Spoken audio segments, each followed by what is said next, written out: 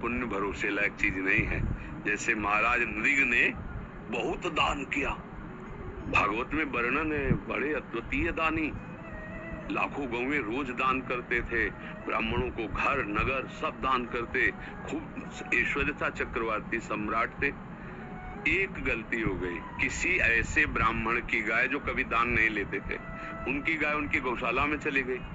अब चक्रवर्ती राजा गौशाला में थोड़ी बैठा कि उसको पता किसकी गाय है क्या। जब गौ सुबह दान के लिए और नित्य सुबह दान करते थे, तो वो गाय उन गायों के साथ एक ब्राह्मण को दान कर दी। वो ब्राह्मण लिए जा रहा था, तो आगे वो ब्राह्मण गाय ढूंढ रहा था जो कभी दान नहीं लेता था, उसी की गाय खो गई। तो उसने गाय से बोले ये मेरी गाय, तो उन्होंने कहा आपकी कैसे हो सकती, मैं अभी महाराज नृग से दान लेकर आ रहा हूँ। दोनों सभा में पहुंचे, तो गाय वाले ने कहा ये मेरी गाय है। महाराज नृग ने पूछा कि आपकी गाय है हमारे गौशाला में, तो उनका छूट कर या जैसे भी महाराज ने कहा मुझे पता नहीं ना कि आपकी गाय है। जिसने गाय दान लिया था उससे कहा कि 1 करोड़ गाय देंगे, ये गाय वापस कर दो। वो भी अठी बोले आपने दान दिया, हम वापस नहीं करेंगे। और वो दान लेता नहीं था, इसलिए कहा मुझे हमारी गाय चाहिए।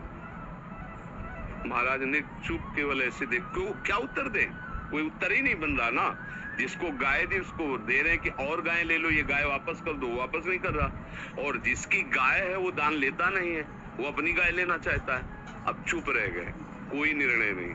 वो जो गाय वाला था निराश होकर चला गया, उसका अपराध बना और द्वारिका के कुएं में गिरगिट बनकर के जन्म हुआ महाराज नृग का।